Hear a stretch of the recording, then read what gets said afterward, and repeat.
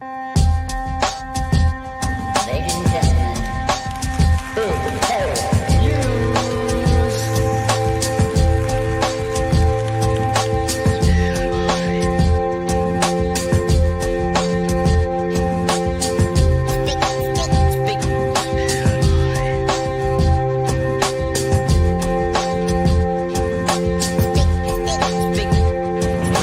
news.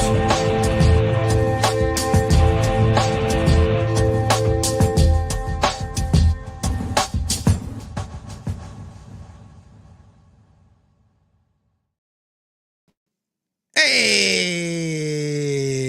kia ora koutou whānau. Welcome back to the first with us, edition of Big Hairy News for 2025. Hey, Chewie.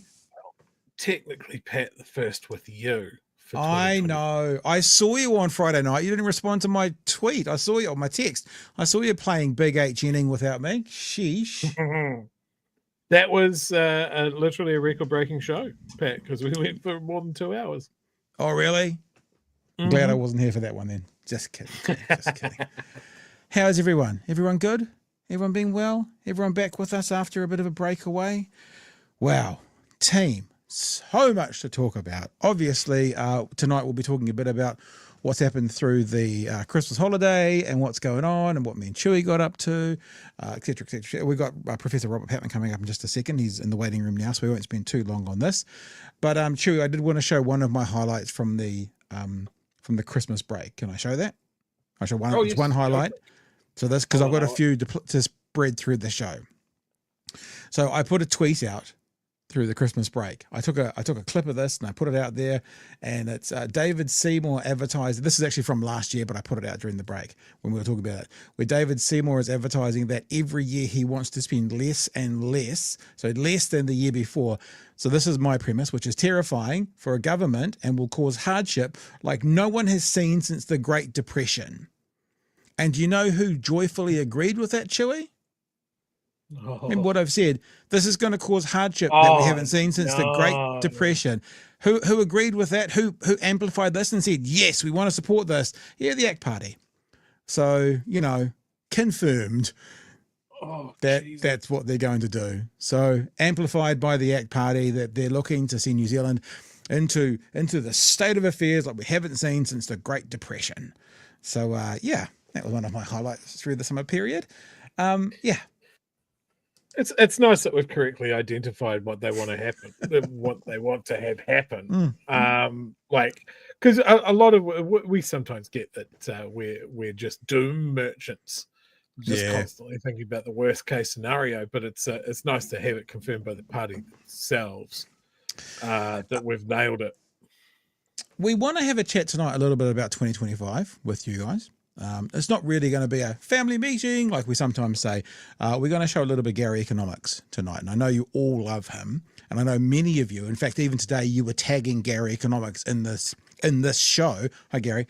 To say we need to get him on. And just between me and you, I've emailed him through the holiday period as well to see if we can get him on. Now, whether we can or not, another question, but we've done that. Also, speaking of getting on, I've spoken to Gary Pienda, Dr. Gary Pienda, about coming on and talking about the Shane Reti situation. He said yes. We haven't booked a day, but obviously it'll be in the next 3 after tonight. I have an American political commentator, one of the commentators that does what we do in America. I can't say and won't say who it is yet because she said she was happy to come on this week. But since then, we haven't managed to quite knock together when that will be. But if that comes together, that will be this week. And as soon as we get confirmation, you will be the first to know. And, we get through the week, Chewie, then there's this little event on Saturday that, we don't need to talk too much about. But, I might have been out the back of Mosgiel today making a particular hall look sexy because there's a little wedding going on this Saturday. Just another little thing going on through the week. So tonight's going to be fun. I'm really looking forward to it. I texted Chewie before we came on and just said fizzing, and Chewie's like, me too. So thanks so much for being back with us. Thanks so much for being back in what we're doing. We will talk to you shortly about 2025. We will talk to you about some of our thoughts. It's going to be tied into the conversation around Gary economics as well. So it's going to be kind of a full a full account of where we're at in the world and where we're at in the show and where the world's going to go, where the media is going and where we want to go. So it's all going to be lovely and it's all going to be tied together. Speaking of lovely, probably in about 15 hours New Zealand time, we get a new president of the United States. I don't know if that's lovely or not, Chewie, but that's happening. Got a new one coming on. Did you hear about this? Yeah. Yeah, and you can see that the world has gone into decline, and there is a cold snap coming through America like there hasn't been in very, very long time. And yeah, I think it's just heralding the chilly reception the world is about to give Donald Trump as he becomes president of the USA. From the University of Otago, Professor Robert Patman joins us now to talk about the inauguration and the upcoming Trump for the next 4 years with Trump. Robert, thanks so much for joining us. Good morning. Oh, sorry. Good evening. It's morning here. I'm in Almere, Netherlands, but it's great to see both you and Chewie, and I hope you're going to have a good 2025. Yeah, I'm sure we will, especially if you're involved with us some more, Robert. Hey, do you want to tell us what are you in the Netherlands for? Is it a holiday? Is it business? Is it pleasure? No, I'm speaking in The Hague on Wednesday. I just spoke at 3 German universities last week. Hamburg, Kiel, and also Nuremberg. And the week before I was in Toronto, so I spoke there. So, well, actually in Waterloo, Ontario. So, been a busy period, but I've also combining a bit of sort of work and pleasure here because I'm visiting my sister who lives in the Netherlands and her family. So it's brilliant to be here, but very cold. It's about -3 here.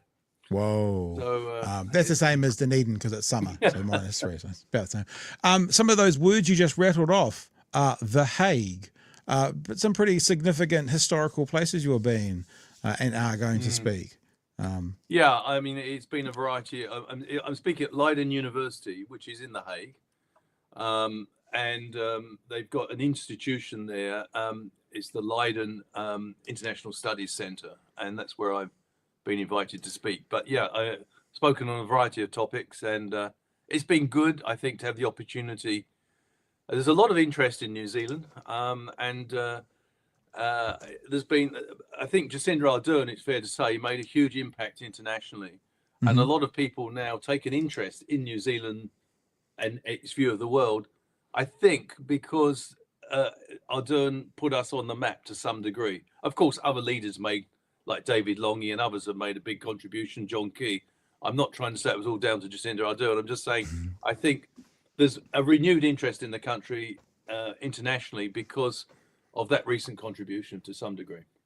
And you also mentioned Nuremberg. There's some pretty big historical weight to that word as well. Is that just university based in there as well? Yeah, it was Erlangen University, Nuremberg. And what would I speak about there? I spoke there about New Zealand and the post 9/11 strategic environment, looked at AUKUS, Ukraine and Gaza. So looking at New Zealand's response to 3 contemporary strategic challenges and try to draw some implications for where we're at the moment and the direction where New Zealand needs to travel in 2025, and had some really good discussions. I spoke to about 40 master's students there as part of the presentation, and it was really fascinating, and it's really impressive. Just here, I spoke in English to them, and the students there were, it's their second language clearly, but it was very impressive to have those conversations with them. All I can say, Pat, it's easy to get depressed about contemporary situations, but remember, there's a lot of very able young people coming through in our country, but in also overseas, and hopefully we'll get some better leadership in the future. Well, what a perfect segue, Robert. Thank you for being the one professional on the panel tonight. We appreciate that. Whatever it is, it's midday on the 20th in the US, so that's probably going to be early morning here tomorrow morning. The 47th President of the United States gets sworn in, and that is a little bit of sick in the back of my throat when I say this, but President Donald Trump. We have seen protests in the US against, but nothing like, the infamous January 6th, but we have seen people voicing their disapproval of the election of Mr. Trump. How do you think it's gone so far? How do you think it's going to start off a President Trump term? I think this second Trump administration looks like it's going to be very different from the first. One of the lessons that President Trump has apparently taken from his first term in office between 2017 and 2021 was that he needs to have loyal people rather than able people Yeah. in his cabinet. And I think he could be heading for the perfect storm, because his tremendous focus on loyalty means he's trying to appoint a lot of people subject to Senate ratification that may not be up to the job. And so what's interesting, of course, that's the risk that all presidents take. But I think many people have been stunned by some of the appointments he's been trying to make. And so he's put loyalty above ability, really. And that's a big gamble given how ambitious his agenda is. For example, he wants to effectively expel 11 million illegal citizens, illegal people from who do not have US citizenship from the country. That's a huge logistical exercise and needs some very experienced people to do it. But we'll just see. I think there's a big question mark there. So I do think, yes, Mr. Trump, he probably doesn't see himself. I don't know, but he won't be going on more than 90. He won't be going on longer than another 4 years. So I think he'll be ambitious. He'll want to leave his mark in the next few years. Let's just have a look at a clip. And I'm sorry, I didn't cue this up beforehand, but as you're speaking, I thought of it. I saw it today. Because even though when we're on holiday, Robert, the political news never turns off. And this is actually coming from Pondering Politics, which is an American version of this. It's a guy who does commentary on. And Face the Nation in the weekend had old mate Lindsay, getting a bit pissy about the questions surrounding some of Trump's appointees. I'm going to try and jump into here sort of mid-term. To see if I can find the spot that I'm trying to get. So we'll hit and hope and see what happens. Tax increase. I want to cut spending, but my number one priority is to secure that border quickly. Well, we will watch the politics of the possible with the very complicated caucus in the House. Yeah.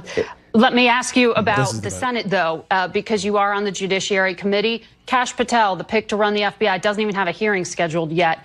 In his 2022 memoir, Bill Barr said of Kash Patel, he's someone with no background as an agent, would never be able to command the respect necessary to run the day-to-day operations of the Bureau. He has virtually no experience that would qualify him to serve at the highest level of the world's preeminent law enforcement agency. The idea of moving him into a role like this showed a shocking detachment from reality.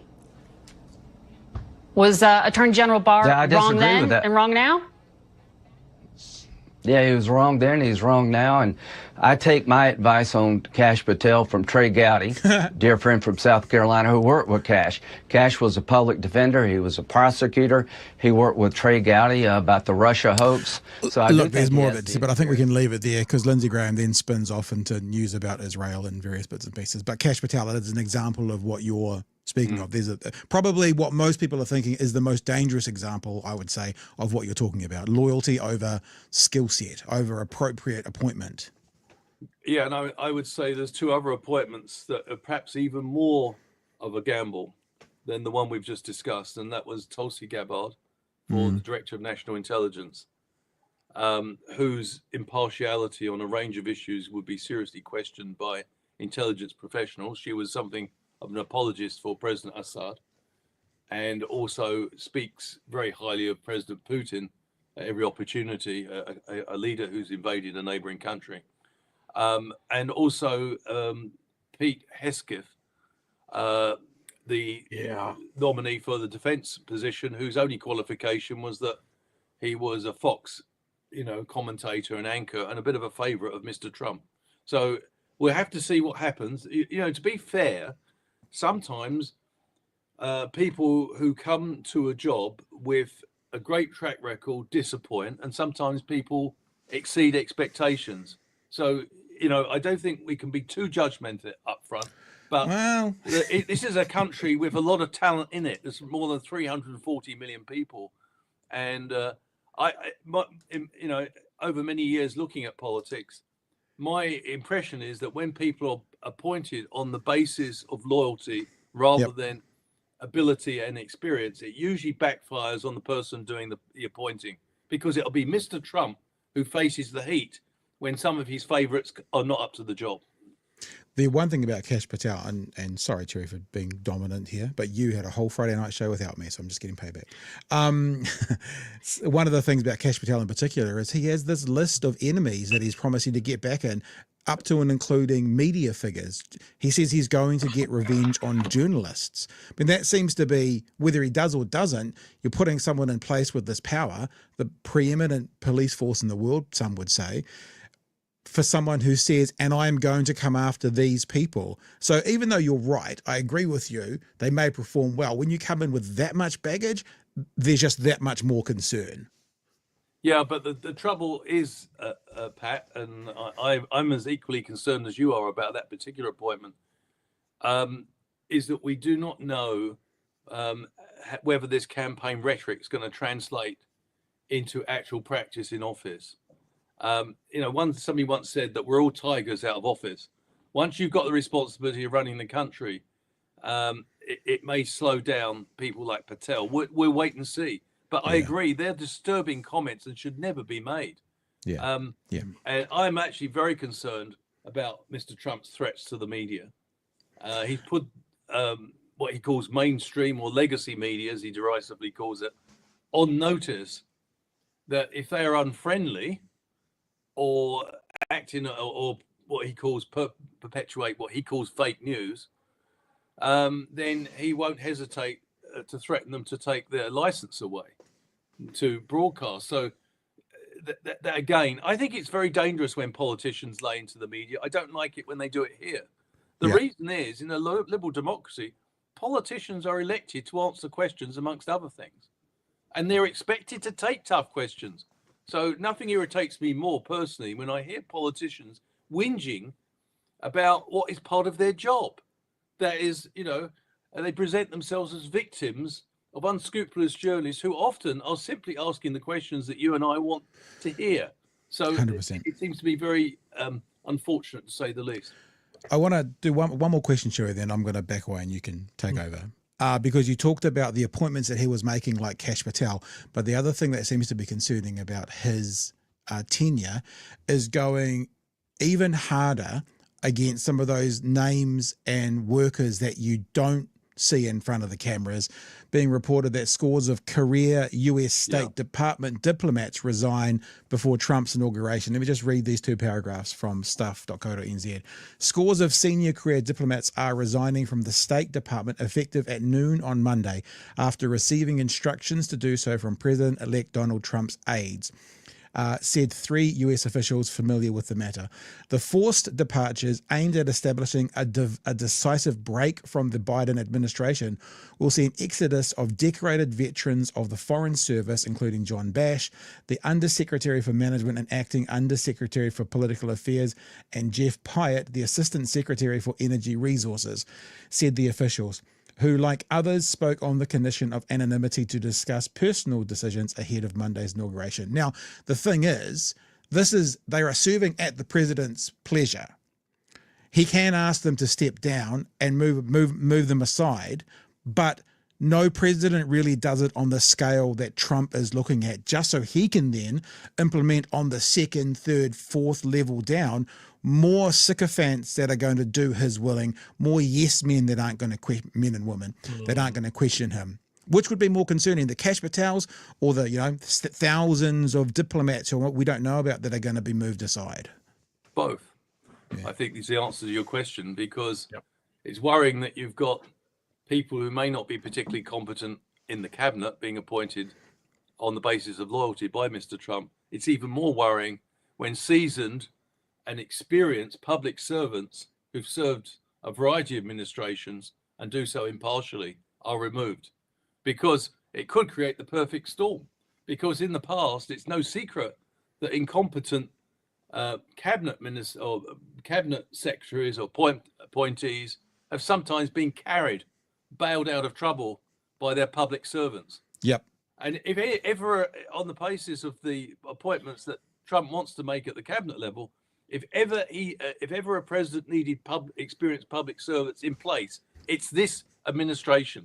And yet he's seeking to extend the process of loyalty to further down across the public service.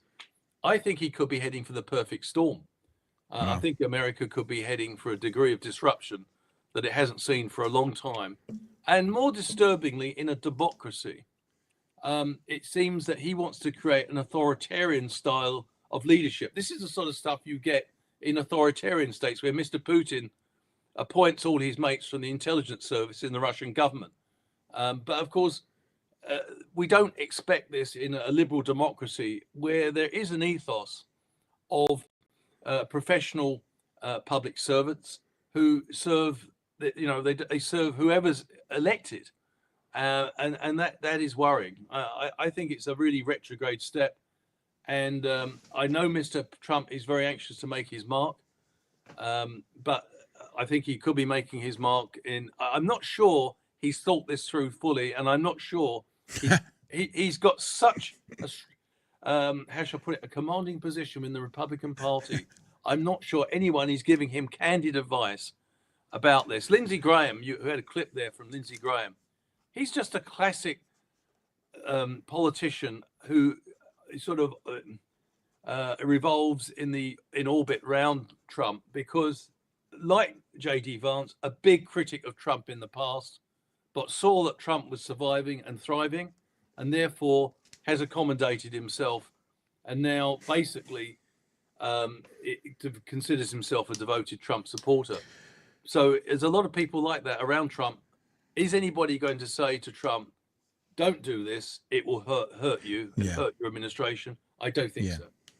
I'm done, Chewie. You can jump in, but I just thought I laughed there when you said I'm not sure he's fully thought this through. Speaking of Trump, that could be on his grave. I think that's there we go. Chewie, sir, you. Look, I've paid extra attention to the I guess it's a confirmation hearing or something of Pete Hegseth. Oh my God. And that was, so this is a guy that's been tapped to be the Secretary of Defense because he's a combat veteran, was seen to be the big thing. But I think more to the point, it's because he's a Fox News veteran. And that confirmation hearing was an absolute train wreck. And it's not even the only one that they've had out of here. Like they've brought up the fact that he has white supremacist tattoos. It brings up the fact that he never really occupied any leadership positions in the military. And we have gone from, in Trump's first term, tapping some actual generals and stuff like that. Mattis comes to mind. Before chucking him out because he wasn't going to toe Trump's party line, I guess. And now we've cleared through what I would call the adults in the room. And he is now tapping 19, I think, to date, Fox News alumni and staff to fill important government positions. And I think it was mentioned right at the start that he is stacking the deck with yes men. Yeah. Rather than competent operators that can make their government function in spite of Trump, because no one's going to stick their hand up and go, yeah, I want to be part of this administration now. A lot of these people are going to be carrying the flag for America overseas, setting foreign policy. I think, in my view, we're going to have an even more unhinged US foreign policy in the next 4 years than we've ever seen. Would that be close to your view, Robert? I think so, Chewie. There is also going to be some pretty big battles because some of the people that Mr. Trump has appointed in the cabinet and in the national security area actually contradict his stated policies. Remember that Mr. Trump promised to bring peace to Ukraine within 24 hours. But then his Ukrainian boy, General Kellogg, actually takes the view that the West must back Ukraine and drive out Russian troops from Ukraine. In addition, Rubio, the Secretary of State, he is also another person who doesn't necessarily take the view there has to be a peace at Ukraine's expense, that there must be a land for peace deal. So yeah, I think there'll be going to be division within the government over what to do. As I said before, when you're in opposition, you don't have power. You can make all sorts of pronouncements, and Mr. Trump's very good at this. The pronouncement he made over Ukraine, by the way, does mirror and parallel the pronouncement he made in 2015 when he was running for the presidency. In 2016, and he said that he would solve the ISIS problem within 24 hours. When he was challenged about that in the media, he said that he'd love to reveal the details of his master plan, but it would alert the enemy to it, so he won't. But in fact, he didn't do that. And we know now that he's already rowing back from the Ukraine commitment. What worries me as someone, or should worry all of us in New Zealand, we have a president now who will consider that he's got a sweeping mandate to implement his vision of the world. What is his vision of the world? Well, his vision of the world is that the world should be run by great powers, and above all by the United States, which is the greatest power of all. Yep. And he has scant regard for international institutions, and he has scant regard for the interests of small countries and middle powers. So, we've been hurt by the first Trump administration when it undermined the World Trade Organization, an organization which helped us, through its workings, prevail in 7 trade disputes. He's undermined that machinery of an impartial disputes resolution mechanism when countries are having loggerheads over trade. He's removed that deliberately because he wants the old dynamic of power prevailing in disputes between trade. So in short, I think Mr. Trump's vision of the world is very different from that of New Zealand. New Zealand, like many countries, wants to see international relations based on principles, based on principles and rules and norms rather than raw power. And I think we're heading back to a sort of dog-eat-dog international arena where the biggest can throw their weight around. That's it. I'm not saying he'll achieve that. I'm saying I think that's the motivation. And obviously, it's a bit worrying because we're facing problems in the international arena which don't respect borders. Problems like climate change, pandemics, transnational terrorism, problems of an extended global economy. None of those problems can be fixed by America having even more power in the international arena. So it's a bit worrying. Hey, Robert, it's been amazing to have you on. First guest, first night, first show back for me and Chewie. So thank you so much for being a part of what we're doing. When are you back in Dunedin? On the 28th of January. We'll have to see if you've got any more little contacts in your little black book there that we can maybe hit up over in the over in Europe. You might bring some friends we can talk to or something. Okay. Maybe. Thank you very much. Hey, Robert, thanks so much for joining us. Be safe, be well, enjoy your time over there with family, and we really appreciate you being a part of the first show. All the best. Thank you. Right, Chewie. I think that from Robert, we're going to move into because the other thing we didn't get into there with Robert is about what does Donald Trump want, and that asks the question, what does Elon Musk want, which is literally the title of Gary Economics' latest video. So we'll get back to that shortly. But you were going to say we're going to do this. We'll do some super chats and we'll move on.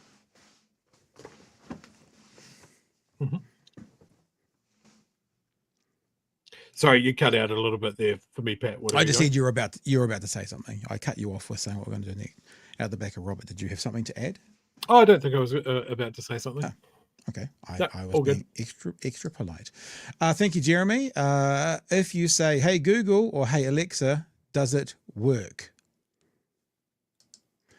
Peter says, what's the best option for New Zealand to keep our heads down and whether the next 4 years improve relations outside the US or directly engage with the US? I think with the guy we've got leading us now, I don't think keep our heads down will be his. He loves a camera, old Prime Minister Luxon, and he loves the Coro Lounge, being in it, going somewhere. There are a couple of things he loves. So I think you'll see us engage with the US, but is that what's best for us? Not sure. What are your thoughts, Chewie?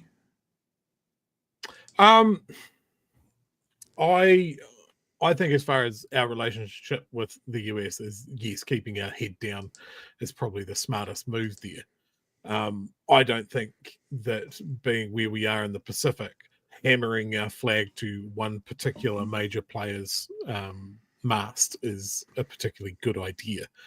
I think we need to make sure our ties in the Pacific are as strong as they can be, and our ties with Australia as strong as they can be, while still making it very clear that we are independent and we set our own decisions there. And I think in the long run, our ties to Asia and the EU is the better long-term plan. Yeah. Yeah, I mean, I mean, like we got that free trade deal with China, and I mean, most businesses, that especially exporters, will be rejoicing at that massive market. But then again, how much do we also like how much sort of greenwashing does China do, having New Zealand involved with them? You know, us doing that, even though financially it massively helps us, but does it massively help them to go like, look at these little green guys at the bottom of the world who want to work with us? So we mustn't be bad because that little country at the bottom of the world that punches above their weight, that Jacinda lady and women, the vote and stuff. If they're working with us, you know what I'm saying? It's not just a financial payoff one way. We are in exactly the same place with China as we are with the US. They're a major trading partner. They're a huge power in our region. Either one of them could be enormously important with future events, but both of them do things that do not jive with how we see the world. They do a lot of things that we don't agree with. Yeah. I think the best thing that we can do is kind of very gently, very, very, very gently nudge China in the right direction and hope they don't do something stupid and kick off something. But at the same time, they're such a massive trading partner for us that we can't push that boat out too hard. Because if China just decides, well, fuck you guys, you pissed us off. Yeah. We have full government control over our economy. We can just stop the taps and we can start pushing in on your Pacific friends with a shit ton of money and just really cut you out of that. Yeah, and think about it's a line. The whole what's happening with China at the moment. So if you think about what's happening around the world, you've got Russia annexing Ukraine. Yeah. You've got Israel and Gaza. No question you've got China who would like to do that in Taiwan. And now you've got this orange-haired monkey, orange-faced monkey, talking about Greenland, Canada, and the Panama Canal. And he gets asked straight up, do you rule out military force? No, I do not rule out military force. I just thought, Chewie, actually, because he's back in, I'm going to have to reopen my... You fake news. All my little Trump toys. They're all over the place. I mean, you know what I mean? It's like, what is Trump's words like that going to now embolden other things? Like, what will Xi Jinping go, we've always talked about Taiwan. Maybe it'd be a good time, because who's going to push back when the guys who would normally push back are talking about doing the same to Greenland, Panama, maybe not Canada, but taking over. Yeah, and I mean, that's the thing that we look at. All of these major parts, like Russia has decided it wants part of Ukraine. What's that area? Transnistria or something. They've basically done the same thing there. But America charged into Iraq on completely bullshit terms against international support and just did it because they could. So, we are talking about the big boys invading territories that they feel like they have the rights to do it. And America is not blameless in that. Yeah. Yeah. So, there's not a good guy or a bad guy.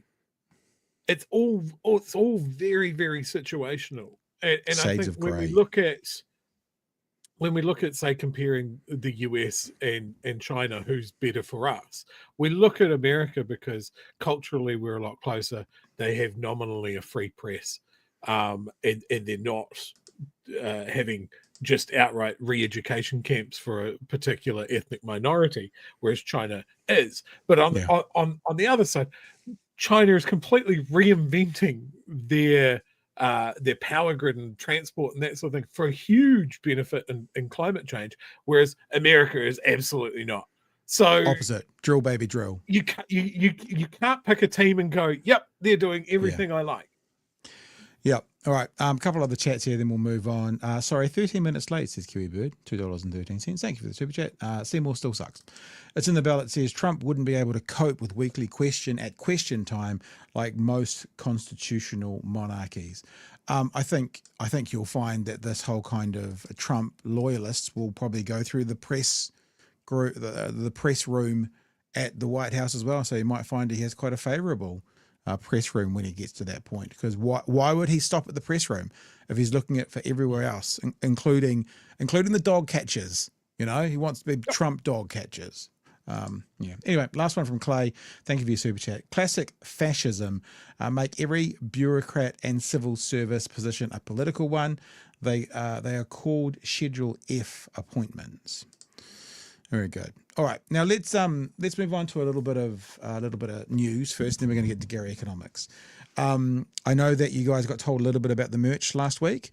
We have had we took the risk to buy some secondhand gear, and the secondhand printer has basically packed it in. Not entirely. No, not entirely. But we bought it off someone who had never serviced it, but it was running fine. We took a bit of a risk. And at this point, unfortunately, there is probably some parts that need to be replaced. So, lucky us, the only place that replaces those parts is in Auckland. And on honeymoon, we're driving from Dunedin to Waitangi.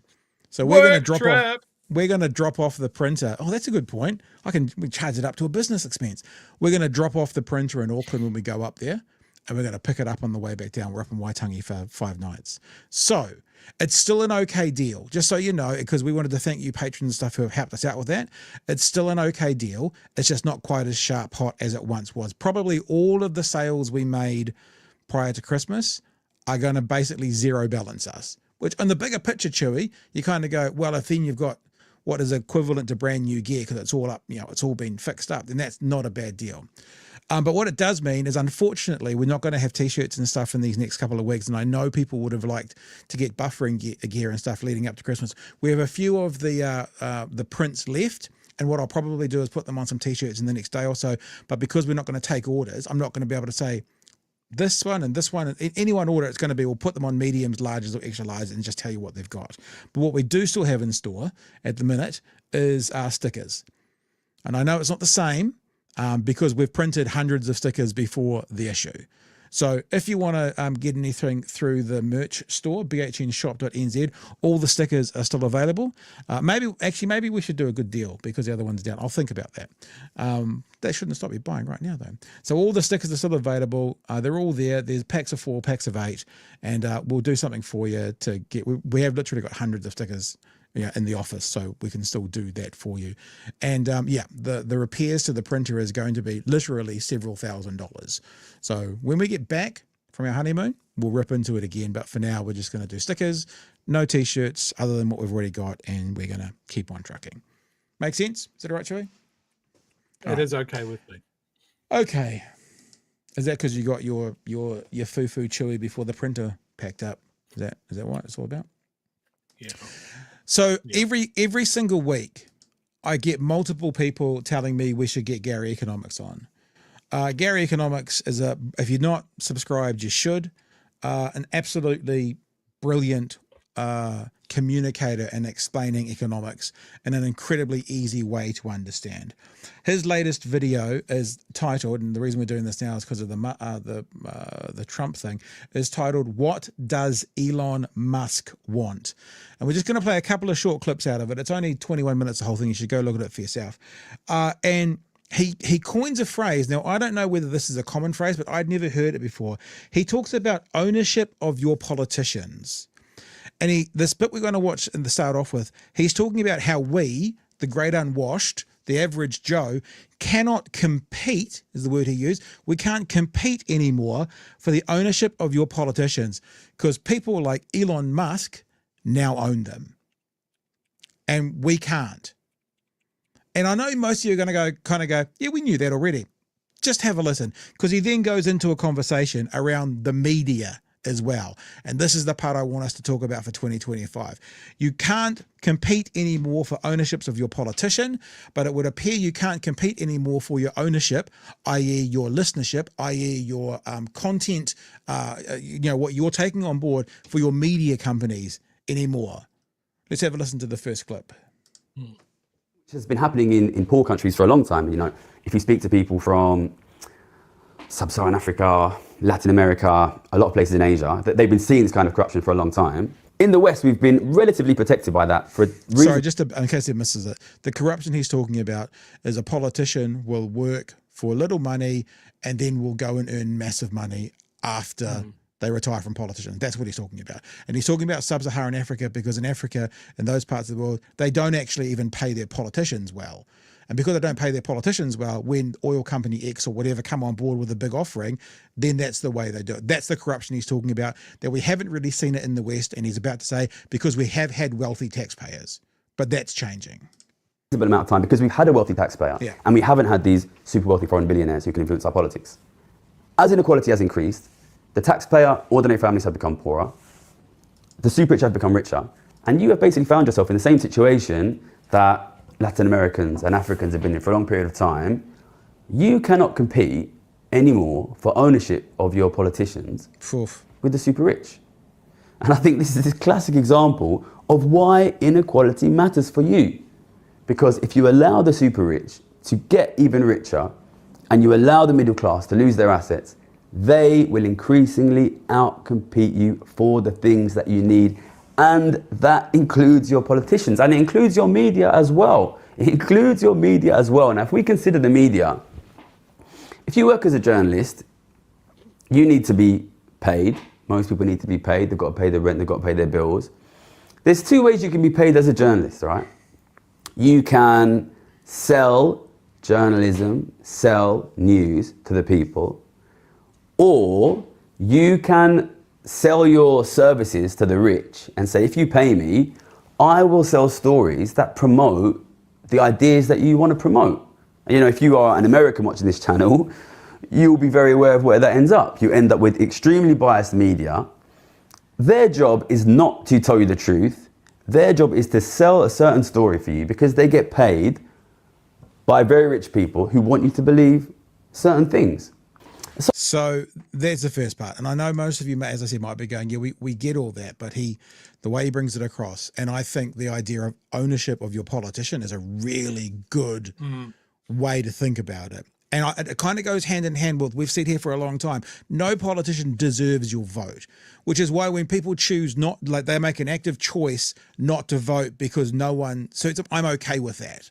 Right? I'm okay with people actively going, none of these people represent me. These people aren't, I'm not okay with people just going, no, I can't be bothered. But people who actively make a choice not to vote, I'm okay with that. And for people who go, but if you don't vote for X, Y might get in. Well, then X needs to do better. X needs to win your vote. They don't own your vote. You own them. That's how it should be. You should own that politician. Chewie, do you want to jump in before we play the next bit? No, roll on. So the next bit's only 45 seconds. And it's talking about the oligarchy. He's talking about the wealthy.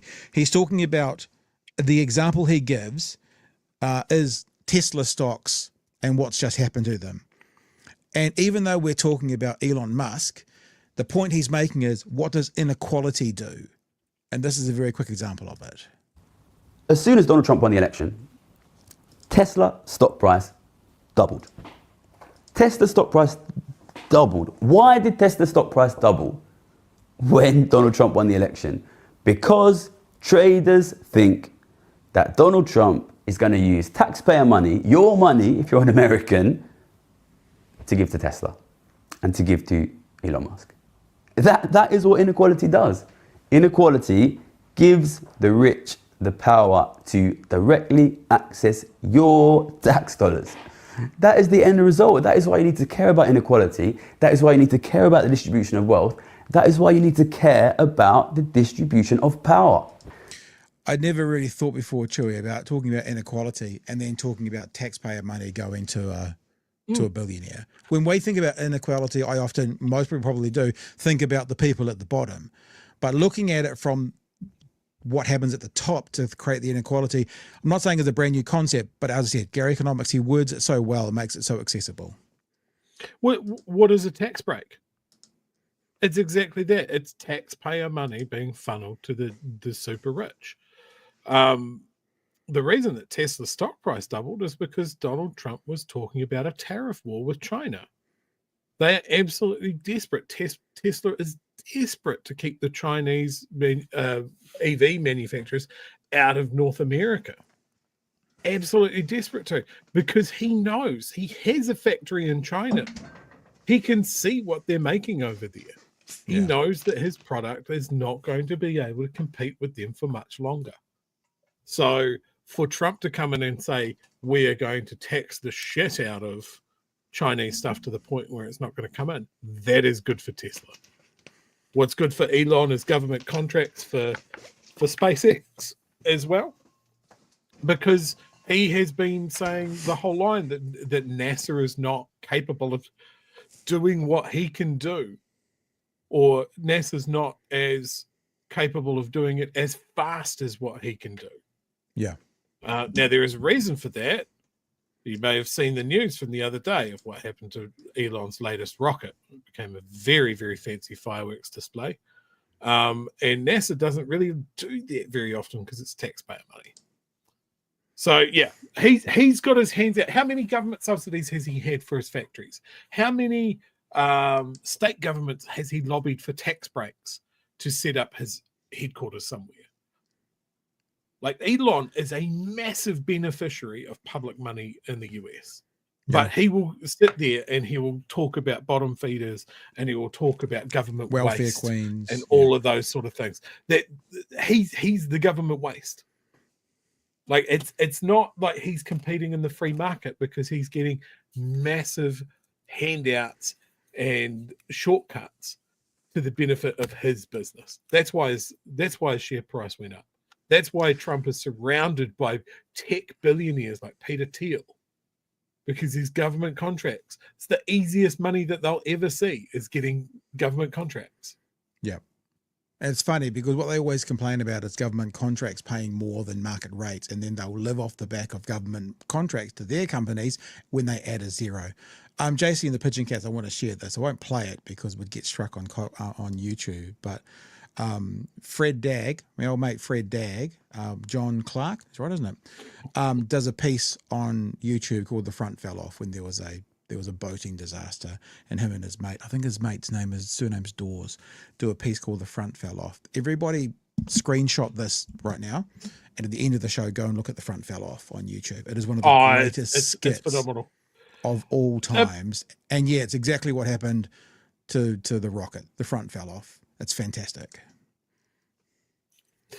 Before we move off Elon too much there, I do want to say, you know how I love that gif from Godzilla of the guy watching two monsters fight and going, "Let them fight." Yeah. Steve Bannon had a go at Elon. I'm actually going to pause you because we're about to talk about this.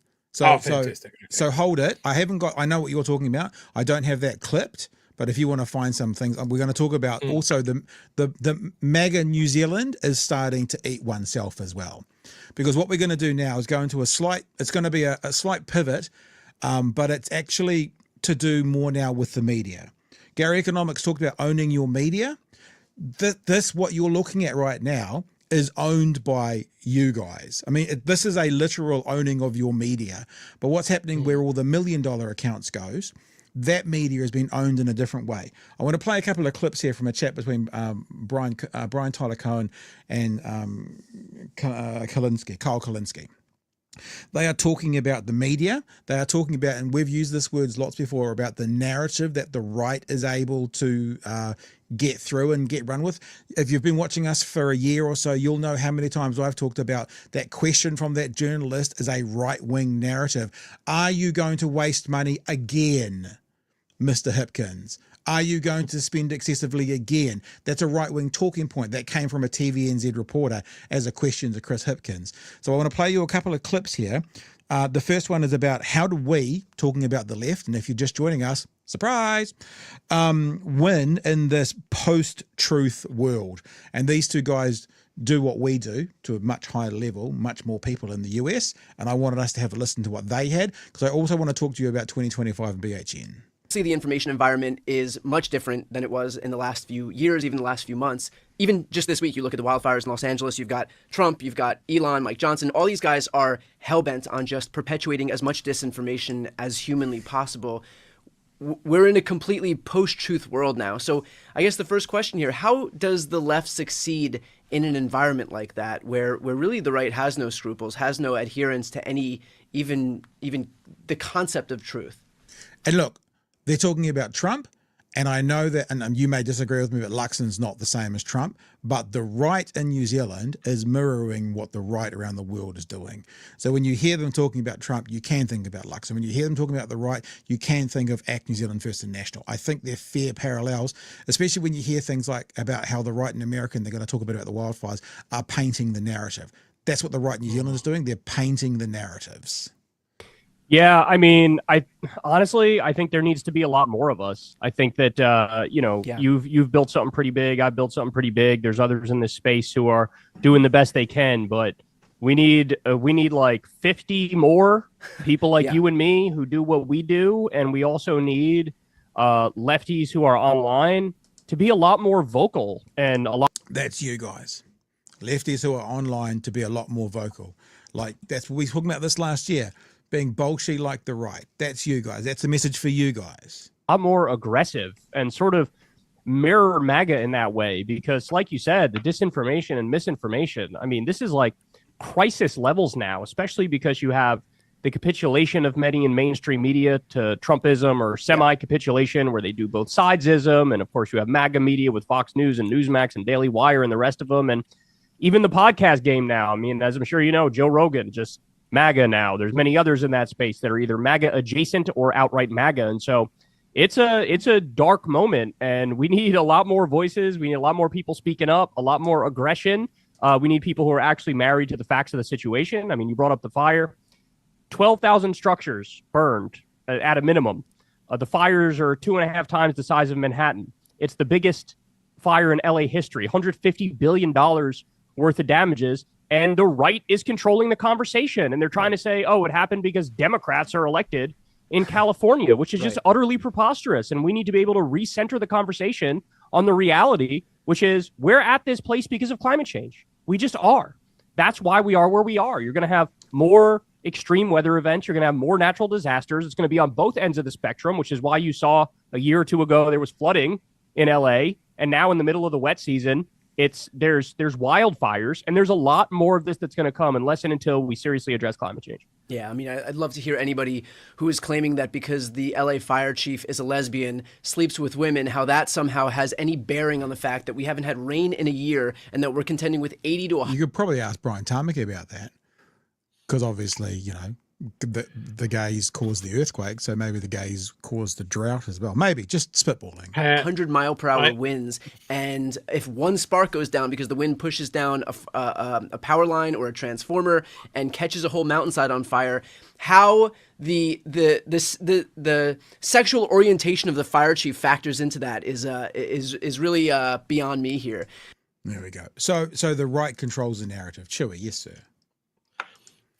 Oh, I don't know if I did hear a horrible joke about why. Do we? No, I'm not going to repeat it. It's dumb. Look at you. Have you grown up a bit over summer? Look at you. Gosh. Yeah, no, it is very funny because it is so dumb, but I don't even want to repeat it because it is so stupid. Look, we're seeing more and more stuff in our social media that would have just been outright laughed out of the room 10 years ago, 15 years ago. Like, chemtrails and flat Earth were a joke, and now there's more people seem to be like willing to stand up and go, yeah, but I'm just asking questions with just utter earnestness.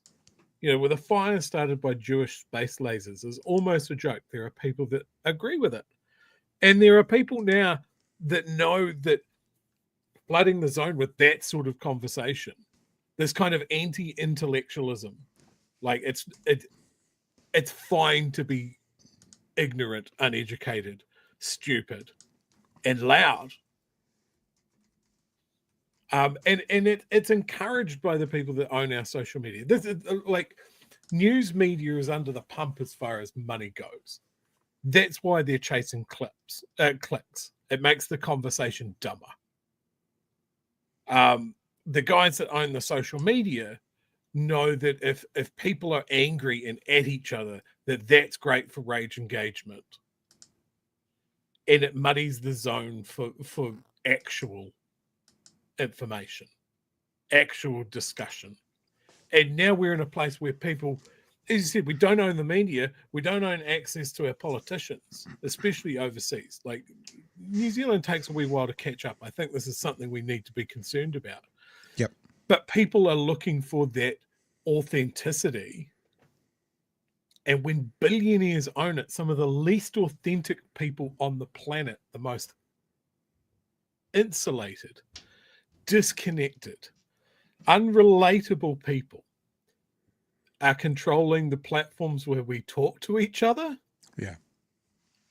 You know, it goes way back. Like, Bezos and Musk and Thiel are just the latest iteration. Like the Murdoch family buying up newspapers, all the British newspapers, and setting up Fox News and all of that sort of stuff. That was the start. That was the template. And that was always like, if you can control the headlines, then you control the outcome. Yeah. If you control the algorithms now, you control the outcome. Yeah. And it doesn't matter. It doesn't matter if we stand an expert up on a lectern that goes, well, actually, that's a laughable opinion. I can't even, I'm not even going to deign to answer it. Then the people in the comment section will just tear them apart for being arrogant. Yeah. We have devalued experts. We have a government now here in New Zealand where we have talked at note, it seems to be disregarding experts. And if they go against what the government's saying, well, that's because they're partisan hacks. Like, we need to be concerned about this. It is actually year one. Let me bring it up. It is actually year one of this. It's actually year one of Idiocracy, isn't it? What you're talking about is in 50, 100 years' time is where that movie ends up being. If you haven't seen Idiocracy, basically smart people are doing all this work and they don't have time for families and stuff. And the dumb people, the anti-expert people are populating the earth, making the IQ of the earth go down and down and down and down and down and down and down and down. And eventually this person here, what's his name's brother? I always forget his name. Luke, what's his name's brother? He ends up, he is the most average human being in the army in the year 2010, and he gets sent forward in time, and he comes out at this where he is the smartest man on the face of the planet. If at this stage, in the year of our Lord 2025, you haven't watched Idiocracy, you have homework. Yeah, it's really good. Yeah. I mean, depressing in today's world, but it was a great comedy when it came out. Now it's a documentary. Let's just have a look. There's one more clip I'm going to play here, right? And it's from Brian and Kyle. And because the thing they wanted to say, especially in the media world, is it possible to win? How do we win in this world of post-war truth? Like, how do you win? How can you? Chewie, you said algorithm. So like 20 years ago, if the headlines were against you, now if the algorithms are against you, and man, you see it on YouTube. Like, there are some groups out there doing no effort and putting nothing into their content, and they're getting thousands more views than us. The algorithms she gives and the algorithm she takes away. So if the algorithm's against you, how do you win? Well, look, you mentioned kind of the state of our media ecosystem right now. There are a lot more right-wing content creators. Obviously, we've lost Twitter to the nth degree. We've lost every social media site, really, except TikTok, where the left still has a minor edge. But that thing is either going away in about a week, or Fox regular Kevin O'Leary, Mr. Wonderful, is going to buy it. Lost the LA Times, Washington Post, Meta. Do you worry about how Democrats can succeed with, not just by virtue of the fact that we have fewer content creators and our content creators have a smaller audience, but really the structural obstacles that are erected against us? Like, we're not talking about just the number of creators out there. We're talking about the people who own these platforms. The whole distribution platforms unto themselves are completely right-coded. That's a really great question. I never really thought about it, but my instinct is to say, no, I'm actually not concerned about that because, we still have YouTube. They allow all different sorts of ideas on there, but it's certainly possible. The fact that I've been able to build up the audience I've been able to build up, and you've been able to build up the audience you've been able to build up, it's certainly it's possible to win this information war. We just need to believe that we can and not stop fighting, right? And that's the thing that I've really been on the war path against, is the capitulation and the semi-capitulation that I'm seeing from every corner of this business, whether it's Republican politicians who've all cucked themselves to Trump, or it's Democrats, or it's people in the media. Really what I'm at war against right now is basically the idea, like, hey, we can move forward, we can fight on, we can actually stay in this fight and eventually win. And certainly what I'm noticing is that since you've had Joe and Mika on MSNBC go to Mar-a-Lago, and you really see this capitulation happening across the board, I'm getting a lot of MSNBC refugees on my channel. Yeah. I'm sure you've seen a very similar thing. People are just looking for real, authentic voices that can actually tell the truth, can actually hold Trump accountable, can actually deliver information. So in a weird way, I'm actually reinvigorated to fight harder and get the message out more.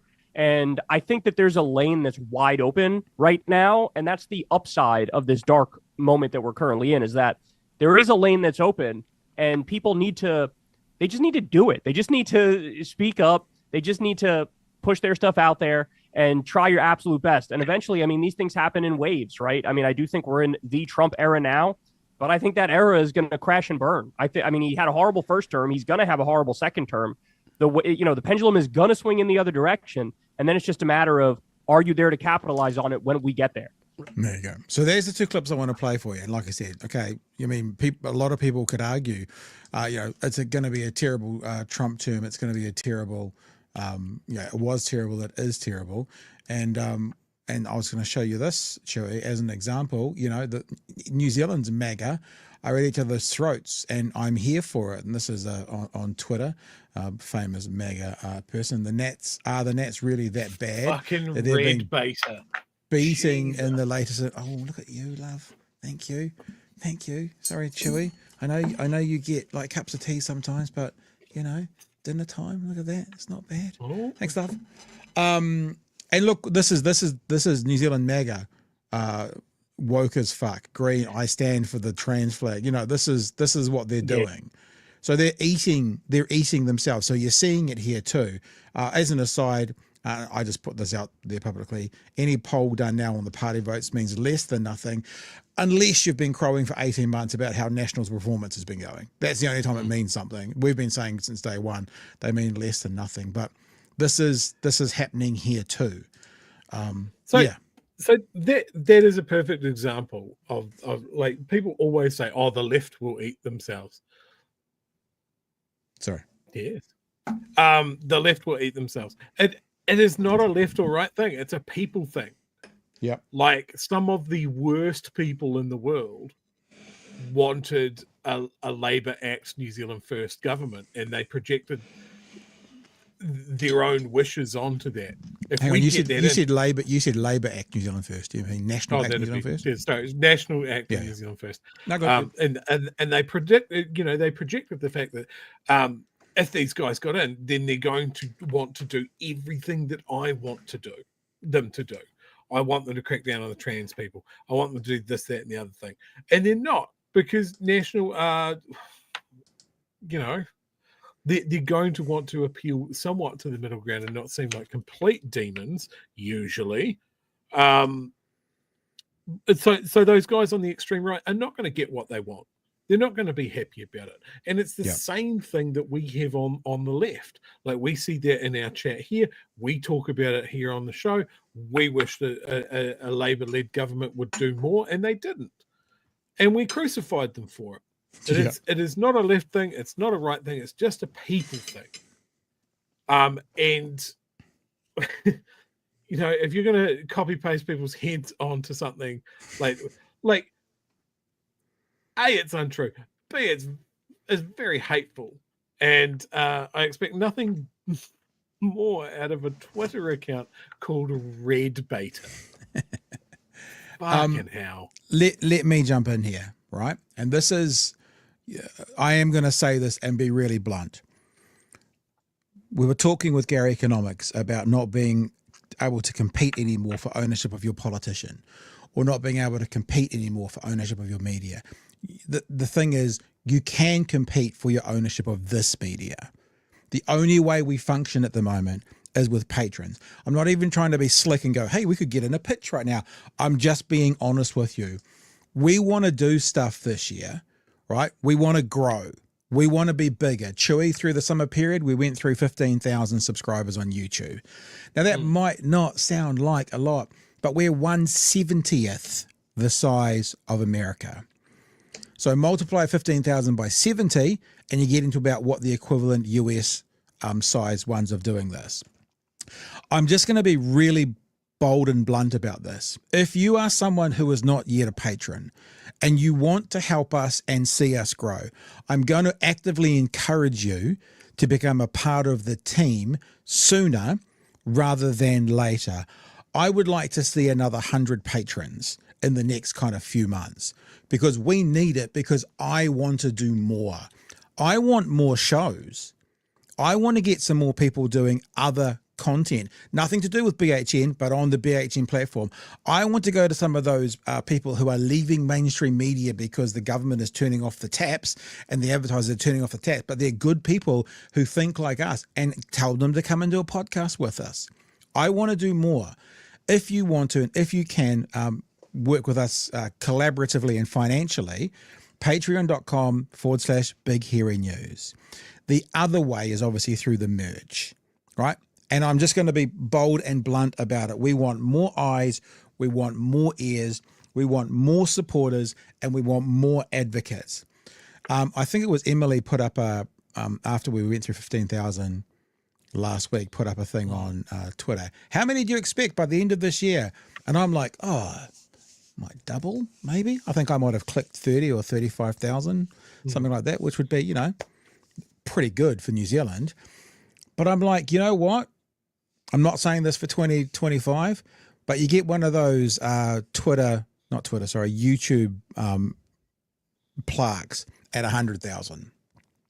That's what it takes to get a YouTube plaque. I personally, and I'm saying this, whatever the optimist is. Pessimist is a pessimist. I'm not sure if this will ever be that big, because we are making a New Zealand product for a New Zealand audience. But we need more viewers, we need more listeners, we need more supporters, and that includes subscribing to the channel.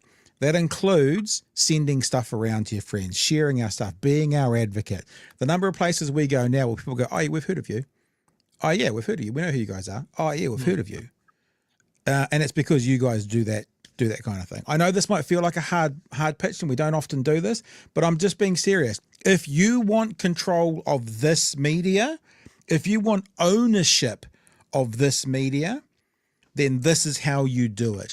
If you want to push back against those ones you can't have ownership of, then this is how you do it. And like Kyle and Brian Tyler come and go, we need 50 more of us.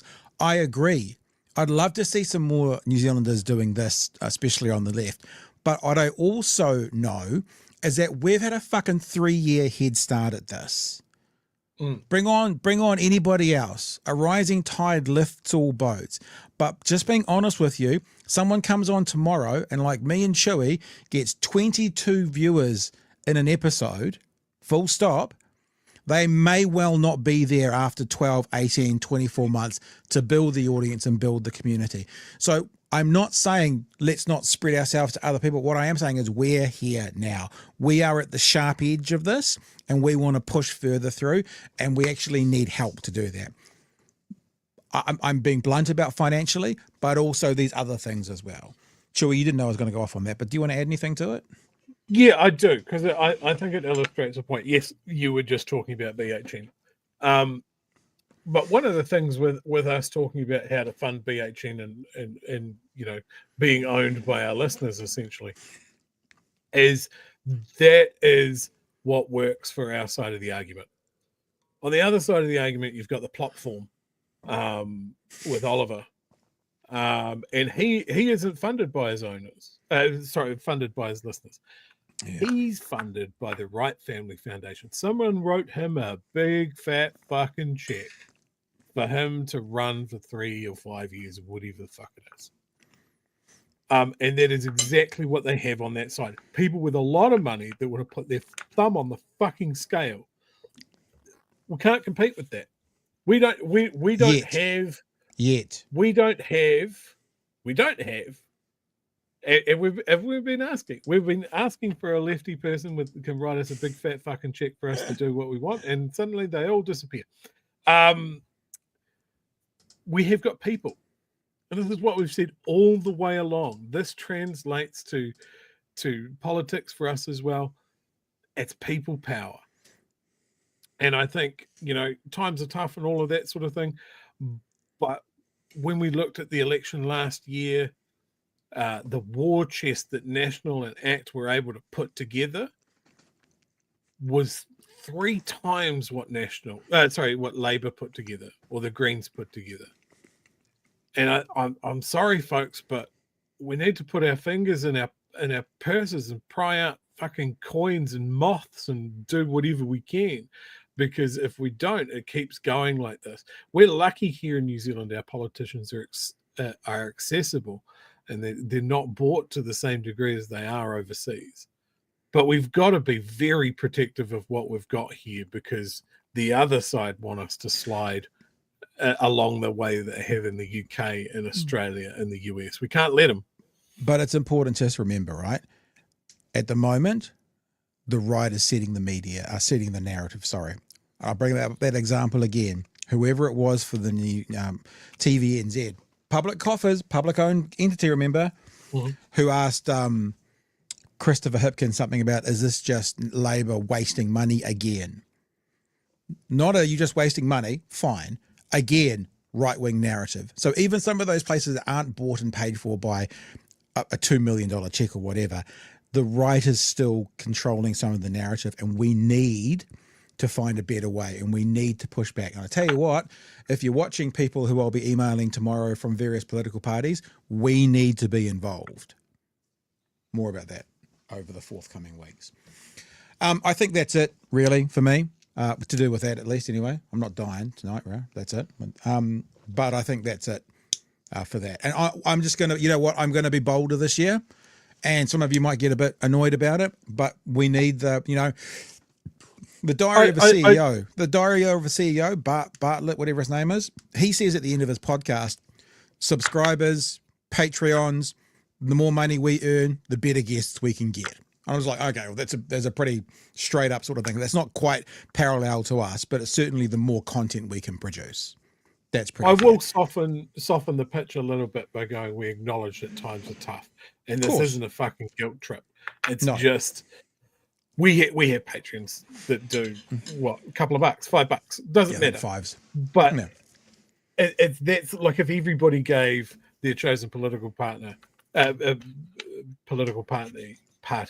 $5 a week, say, it stacks up. That's what we're saying. Yeah. Do you have something else, Pat? Because I'm gonna listen to the people's advice and end on a good news story. I don't know. Well, we're not finished yet. We've got another story about Shane Reti. Okay, well, I just wanted to get that in early I'm not quite sure what this means, though. I've got a news one. Feels a little bit. That's for those words in that order. That is frighteningly unspecific about what you want to see. Yeah. Yeah. And look, what Chewie just said as well is true. Like, this is not a pitch for, hey, let's get a whole bunch of super chats. And it's not about that. This is actually about the long game. You know, this is about me. And I'll be honest with you. Me and Chewie actually sat down in the break. And last year when we sat down, we went, well, let's go to Waitangi Day and see what happens.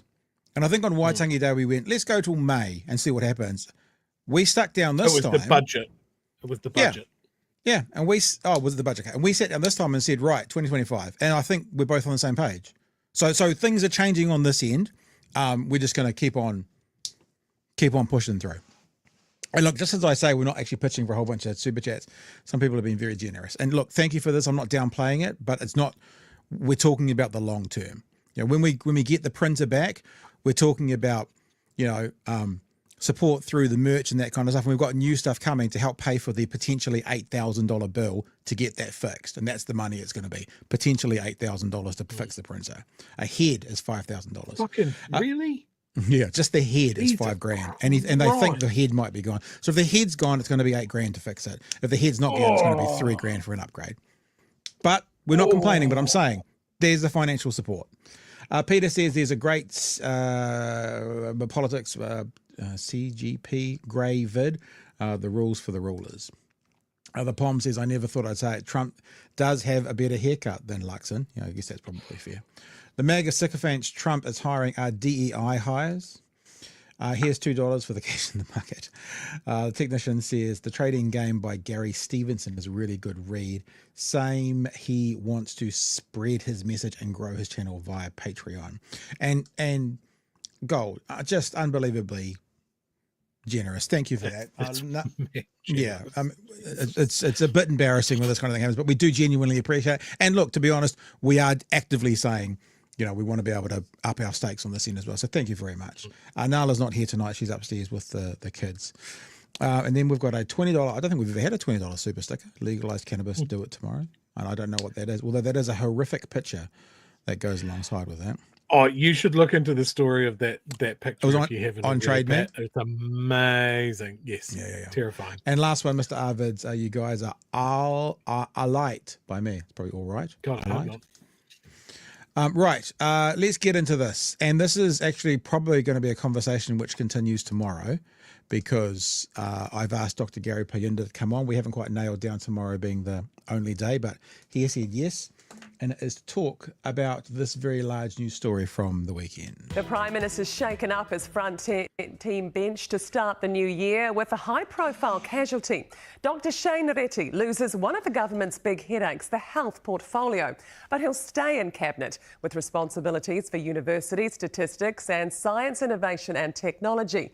In health, he's replaced by Simeon Brown. That changed shunting Brown's transport portfolio we shall come back to Chris Bishop. Gone as a minister entirely, Melissa Lee, losing both the economic development and ethnic communities portfolios. They'll be picked up by Mark Mitchell and Nicola Willis, with economic development getting a name change as... Do you want to speak to that, Chewie? Mark Mitchell. Yes, Mark Mitchell's most recent work experience of handling ethnic communities as a mercenary in Iraq doesn't really ring well. I guess he'll be setting up an observation post on the Beehive, the M249 machine gun. Well, and there's a newcomer outside Cabinet, James Meagher. He's becoming the first ever minister for the South Island. I noticed on TVNZ tonight they were in the streets of Dunedin, and most of the people they showed were like, what are they doing this for? What's the point of this? It was either what are they doing this for? What's the point of this? They're wasting money. Why don't they put it towards the hospital? Or the other thing was just shows what they really think of us. They didn't quite say some no-hoper, but some basically, the equivalent of the kitchen hand, the newest one of them, is now responsible for us that they've never thought about before. So the response didn't seem all that good from the people they found on Dunedin streets today. I've sent him an email tonight, Pat. I haven't had a chance to tell you this. I've sent him an email. He's a first-term MP. His maiden speech is kind of interesting. Yeah, it's interesting. But he is an unknown quantity. So here's my thing. Is he going to be the type of person that's hard charging straight out of the gates, wants to make a name for himself. Like, people already talk about this guy as a future national leader and national prime minister, right? It's breathless how they talk about this guy. But my question is to him that I posed in an email, and I also said, hey, look, if you want to answer this on BHN, please come. We're a South Island podcast. Come and talk to us. But there's two ways that I think that this can go. That he might really listen to what people in the South Island need. And we're looking at least two major generational things: the ferry issue and the Southern Hospital. Now, he is either going to be an advocate in cabinet for these things, like you would hope that that's what they're doing, or uncharitably, I might say, that he has been in that position to manage the outrage, to make it look like the government is concerned and listening. I'm just having to the people of the South Island who are dyed-in-the-wool national supporters and don't care if Dunedin gets a hospital, that is just taking Nicola's comments about the ferries at face value, don't see the value in rail, that sort of thing. And he's just there to be the friendly, no baggage face for the carpet bag job that National are doing on the South Island at the moment. Who's going to be right? I think as well, I was just looking for it, I can't find it. He made a comment on the news tonight. He was like 24 hours later, and he goes, well, what I want mainlanders to know, and I'm like, a nice way to make yourself feel and completely like an outsider, where's the South Island? You know, like the way he said it was like the people from the South as opposed to us. Like, we want, you imagine if someone, like any electorate, someone for North Shore of Auckland, North Shore Electric, someone's talking from Hamilton. Well, when I go and run the North Shore Electric, those North Shore people will be, you know, it felt completely inauthentic. Let's keep going. I am being corrected in the chat as well, is that it's a portfolio outside of cabinet. It is outside of cabinet, yeah. So I think we have the answer there. If he's not in the cabinet room, they don't give a fuck about what he brings to the table. Yep. Well, he can't even come to the table. He's standing outside. Go on this. Christopher, can I come in? People are really angry, Chris. We'll keep going. As well as Minister for Youth and Hunting and Fishing. Political editor Mikey Sherman has more. As a former GP, having Shane Reti in the health portfolio should have been just what the doctor ordered. This is a person who spent his Christmas holidays and summer actually doing vaccinations of people in the Pacific. So he is. Got to say, Mikey Sherman, fucking awesome question coming up about him being demoted. And Lux, and guess what he does? He stammers and stutters and can't answer it. What does that mean, people? Do you remember from last year? That means he's lying. A top quality human being, period. But his quality as health minister hasn't been as sound, receiving the political diagnosis every minister dreads, demoted from his portfolio. Tough conversation to have with a friend, but a good man and a total team man. Was he disappointed? I'm sure he was disappointed, and I appreciate it because I had difficult conversations, as you could imagine. The health sector has significant challenges: funding, workforce and organisational structure after 5 years of reforms. But this health expert backed Reti. Dr. Reti understood his portfolio, understood the... Don't know anything about this guy. Be interested to know more about him, because there's not too many doctors or people in the medical fraternity that I've heard that have been as gracious as this Dr. Brian Bessie. So I might do a bit more research on him. Complexity of the issues he was facing, and I think made some significant progress over the last 12 months. What's led you to lose confidence in Shane Reti? Well, I haven't. Shane Reti's going to do an outstanding job. But you've demoted him from his portfolio and you've dropped him in rankings. Yeah, well, just Shane Reti's done. Shane Reti's. I haven't lost confidence. Shane Reti's going to do a great job on universities in the science sector, and that's a very important job for us. Christopher Lux. You know, the other thing that happens, it's not just the stammering. He goes to like 200 words a minute as well, like the speed at which he starts speaking. Let's just look at that bit of gold one more time. You to lose confidence in Shane Reti. Well, I haven't. Shane Reti's going to do an outstanding job. But you've demoted him from his portfolio and you've dropped him in rankings. Yeah, well, just Shane Reti's done. Shane Reti's. I haven't lost confidence. Shane Reti's going to do a great job on universities in the science sector, and that's a very important job for us. It's like he's buffering. It's the wheel of death if you're an Apple person. Brrr, The thing about that is, that's a great question. Like we give the media shtick when they deserve shtick, but that's a great question, because if someone was the best person in the cabinet to do that job, you'd be a fool to remove them. So there's only two possibilities here, Mr. Luxon. You have lost confidence and you've demoted him, or you haven't lost confidence and you're getting the best qualified person on that job now out of that job. They're really the only two possibilities, Chewie. That's how you reward people if they do a good job. You take the job off them and you demote them.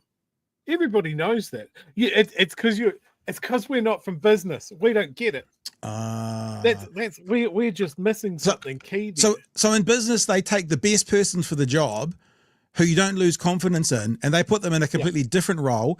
And can I say, and after you do that, thanks to this tweet here, after you do that, you bring in the 33-year-old, worked in a bank before entering Parliament at 25, only ministerial experience since November 2023, and you make that person the Minister for Health.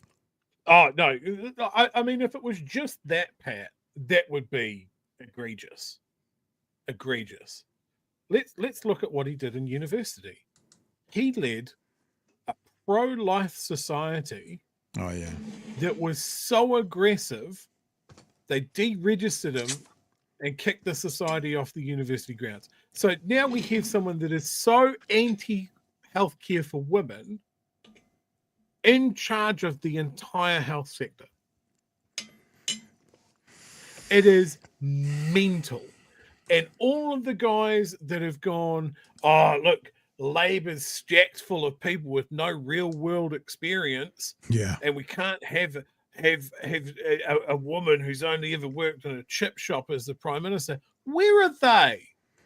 Where are they now talking about Simeon Brown, who has gone from a transport budget with tens of billions of dollars, where all he did was remove speed limits or up speed limits by 10k in some sections and wash his hands and go, that's it, I've unlocked the full productivity of the country. He was there for 6 months, or however much long it was, and now they're giving them the health budget, and all the language that's coming out of it is because he gets shit done quickly. Yeah, and so what's been done to the health system so far is, like, I'm going to read between the lines here and say Reti wasn't able to do as much as fast as what National wanted done, which is cut. So there are more cuts coming and at a faster rate of knots. I had a theory over the weekend, bro, and I put it out on Twitter, and it's actually... not many people like my theory, because my theory implied that maybe Reti had some kind of moral compass. But I wonder if he finally got to a point through all these decisions that they were making, if he couldn't do it anymore. His Hippocratic oath was literally being crushed every single decision they made, bringing back smoking. You know, that kind of. I wonder if he got to a point where he had enough, and he actually said, "I'm out. I can't do this anymore." Now, that is being pretty generous to him, and most people on my Twitter feed, after they called me a woke fat prick, then said, "Nah, not good. Nah, don't give him that much. Don't give him that much." Yep, so, I can't say it. There is one bright spot with Simeon Brown coming into health. He takes up less space. Aisha Verrill from Labor is taller than him. Is going to eat his lunch every fucking day. Yeah. Now I talk about. You know, I talk about his experience and the times that people bring up, oh, these guys are career politicians that never worked a real job. Go to Wikipedia now, open up Simeon Brown's page, look at his experience. Like a lot of politicians, a lot of student politics, a lot of regional politics, that sort of thing, ends up working for the party or someone that's in the party. That's his foot in the door. Then open up Aisha Verrill's career. Yeah. This is someone that had no problem standing up to the then Labor government and going, you are fucking up some of our COVID response. So they put her in charge of it. She has an extensive medical career. She has taught medicine. She 100% belongs in that portfolio. And she is going to eat Simeon alive. Yeah, interesting. Yeah. All right. Hey, let's actually, the story's got a couple of minutes to go. Let's actually get through it and then we'll sign off, I think. Christopher Luxon says he simply needs faster results. So zooming on in is the former transport. So, Hatchet Man. I want someone with fewer morals to make harsher cuts, i.e. move faster. Minister. What we need is the skills that Simeon Brown brings, which is delivery and execution. Being a bank teller. And I want him to now to bring that into our healthcare system. But I also just went on a road trip in the South Island myself and saw plenty of hot potholes. New Zealanders will judge him by the operational delivery that he achieves in the health system. Labor's disapproval doesn't end there. It's very hard to know what to make of Mark Mitchell as Minister for Ethnic Communities, but I guess we'll see. Stripped from her role as Broadcasting Minister in April last year, Minister Lee has now been sacked completely. It makes way for popular first-term MP James Meagher as the newly created Minister for the South Island. A lot of Prime Ministers, might keep more of a watching brief on people that they thought were underperforming, give them a bit more rope. Luxon obviously sees, that he wants to get on with the job. The economy also high on the agenda. Finance Minister Nicola Willis has had economic growth added to her portfolios, a renamed economic development. I now have a mandate to lead a group of ministers across government with a singular focus. How do we grow the economy faster? Look, the polling for the government has not been terrific, and that's been a result of the economy. True. And look, they ran on cost of living, they ran on fixing the economy, so even if it's not the government's fault, it's their problem. So, an out with the old and in with the new for National. With that, good way to start the year. Thanks, team. Its refreshed lineup now in place. Good way to start the year, apparently, Chewie. Not a complete balls up with people from MAGA New Zealand saying all sorts of memes out there about shuffling the cards of decks and moving the deck chairs on the Titanic, and they're all coming from people on the far right. What an absolute shallow end of the pool talent selection they've got to call on, though. Yep. Like that is grim. I think there is another bright spot. Simeon Brown has said something that obviously there's shake-ups coming to the health NZ executive. Maybe he's going to get rid of Levy. That might be a good thing if he does. Who knows? The proof is going to be in the pudding. But there is no way that Simeon Brown brings anything to the table apart from partisan sniping. He has no experience in that industry. He hasn't been anywhere near a health portfolio ever. You're looking like our health sector is under the pump. Like every nurse we've got could get on a plane tomorrow, go to Australia and earn double. Like I got an email today from my GPs because they're having to increase prices. Now my GP is still in one of the less wealthy areas of Dunedin, just because all the other GPs in the town, like including the ones closer to me, they're not taking on more patients because they haven't got the funding. So I got an email that said, like many medical practices across New Zealand, we are feeling the strain of insufficient government funding. Without appropriate funding and a shortage of trained GPs, many practices across the country have had to shut their doors. Unfortunately, the Dunedin South Medical Centre has also felt these pressures. While we have fought hard to source funding from the government, we have been told to make up the shortfall by raising our fees. While this is not something that we want to do and feel this is unfair, we now have no choice.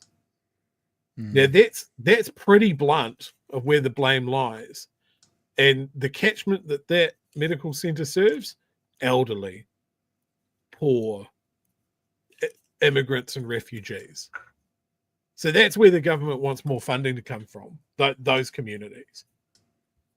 This is what Simeon Brown is going to come into. Do you think he's going to magic up some more money for the South Dunedin Medical Centre? Doubtful. No. He might fix the pothole out the front of their shop, though, maybe, if they're lucky. You know, why would he do that? Do you think there's supposedly an announcement coming for the Dunedin Hospital in the next couple of weeks? Yeah. There's not a single person that I've spoken to that has any hope that is good news. There's a bit of a culture here in Dunedin of food trucks. I wonder if they're going to do that with the hospital. like a hospital truck or A something. hospital truck, a drive-by heart transplant. Look, I'm going to power through a couple of stories. I'm going to leave you with a good news story.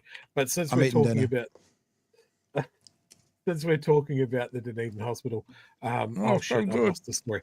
I've lost the page. But anyway, you'll all remember last year there was a massive and very, very quickly put together protest here in Dunedin that put 40,000 people on the streets. Yep. Phenomenal photos. It spoke greatly of community momentum to really let the government know what was going on. Our council had another go on Friday last week with a vehicle-based protest, and it was sad. Vehicle-based protests are not the way to go. I went because I wanted to see. But I think when we talk about politicians, our current mayor is not a community organizer. He doesn't know how to do a protest. So getting a whole bunch of heritage buses and a couple of classic cars and some scooters and trying to do a vehicle convoy across town without any traffic management. So we all just dribbled into the center of town with a lot of people just confused about why is there an old empty bus and 3 cars tooting the horn every now and then. Like, we need here in the South to stand together, like all of the towns that are going to be affected by the Dunedin Hospital not being built. Like, this is generational. Like, my view towards the mayor of Dunedin is that he needs to do more, and he needs to do it fucking rapidly, because the window of us getting the hospital that needs to be built is slipping through our fingers by the week. Yeah, 100. So yeah, the people of Queenstown, the people of Invercargill, of Oamaru, even Timaru in some cases, all need to stand with the bottom half of the South Island and just really cause some ruckus to get this fucking thing built, because the narrative is it's Dunedin's hospital, not the South Island hospital. Well, and as we've said, hang on, just pause on that though. It's not even that. We've pointed this out before and we'll point it out again. Dunedin is one of 2 places that doctors get fucking trained. Where do those doctors get trained in Dunedin for practicums? They go to Dunedin Hospital. So this is actually going to be delivering doctors to the whole country. This is not about Dunedin or the South Island. This benefits the whole country. That graduate that comes out of Dunedin might end up in Northland, might end up in Taranaki, might end up in Wellington.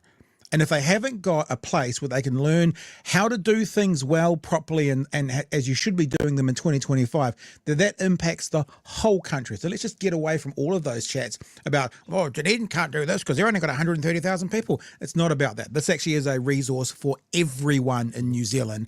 Hopefully you'll never need it, but that doctor that might save your fucking life in 15 years' time may have gone through Dunedin Hospital, the rebuild, and be up to date with all the latest stuff, or they might go through basically the MASH tent that we've got right now and figure out how to get the shrapnel out, but that's about it. Sorry. My first food for the year. 100%. The good news story that I'm going to leave you with, though, and again, it's a Dunedin regional story, but if you don't like it, tough, because I live here. I love living in a town where, yes, we might not be getting a hospital, but we also have another problem to deal with, and that is this.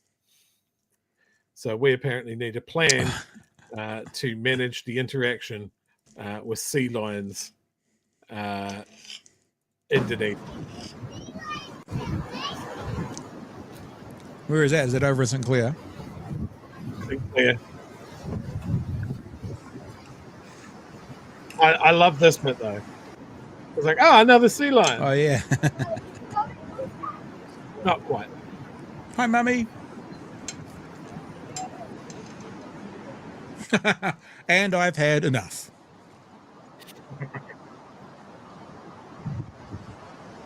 They're pretty cool.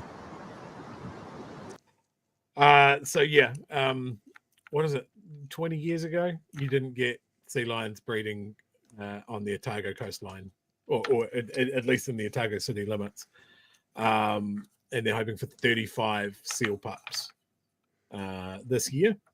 In fact, a friend of my cousin had one give birth in her front garden. Wow. So yay Dunedin. I want to show you something. You keep talking, actually, because you've inspired me. I'll go and find something. Keep talking. Yeah, sea lions, big sea dogs. But yeah, the other story I saw from today involving the sea lions is a student driver was distracted and had a nose to tail because he was looking at a seal, and police made the statement that they would not be charging the seal with any part in that accident. So there's two things I want to. There was three things I wanted to experience, and I know lots of you will have experienced at least one of these. One is a whale, which I saw in the Otago Harbour a couple of years ago. My sister happened to be here from Auckland and was just out there jumping around playing. It was great. The other one is orca. I really want to see orca. And if I have my ideal experience, it'll be probably in Alaska or Canada. That's where I'd like to see orca. And the other thing is I dream of seeing a kiwi in the wild. Very, very jealous of my 4.5 days away wife. That she has got video of herself tramping around Stewart Island, and they had to stop because a kiwi came out of the bush, came up to them, started biting her laces, and then took off. That's the experience she's had. This was uploaded onto Facebook the last wee while. This is a Haast kiwi. This is basically in someone's backyard. How dope is that? Maybe not so much that, but... Terrifying.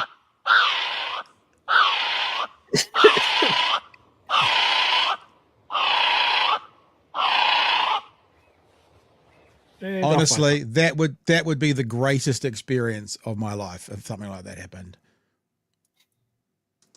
Seeing it in the wild. Well, in the wild, someone's backyard, whatever.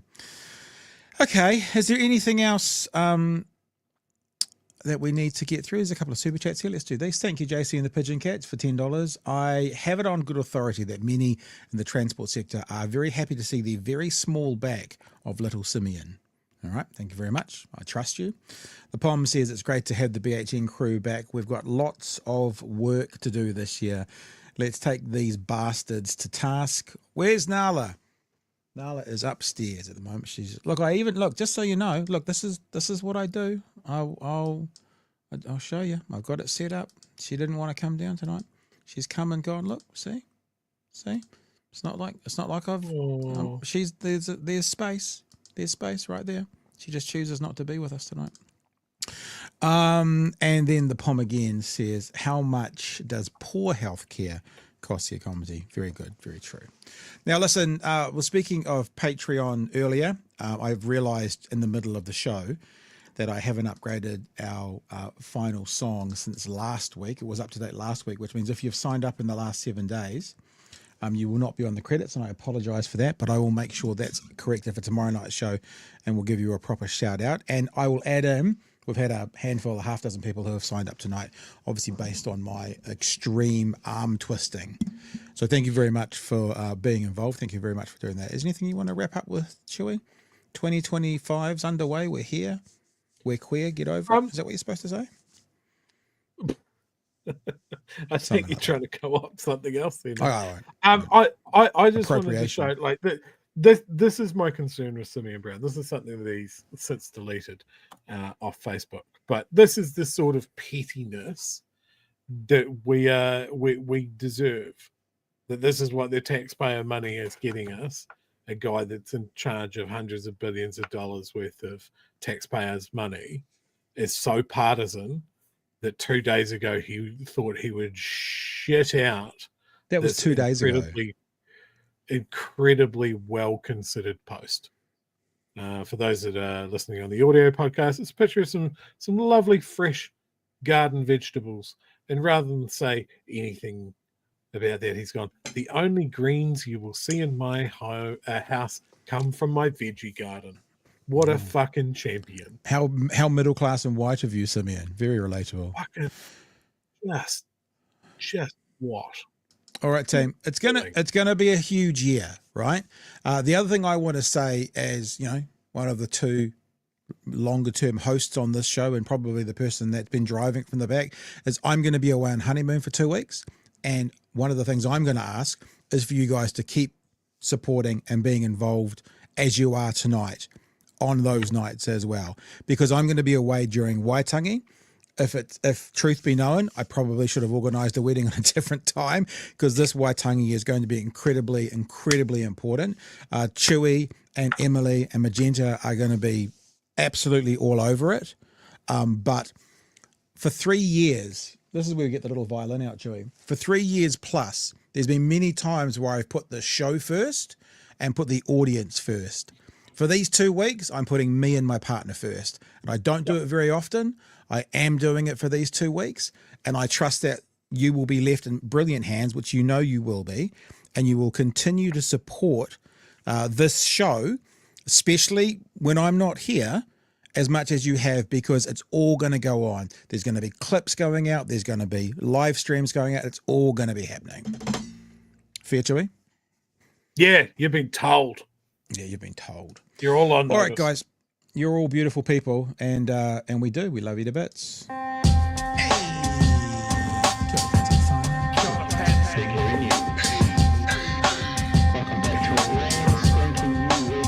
Help us settle a debate, whether it be thoughtful or funny, even if we're all creatures of hate.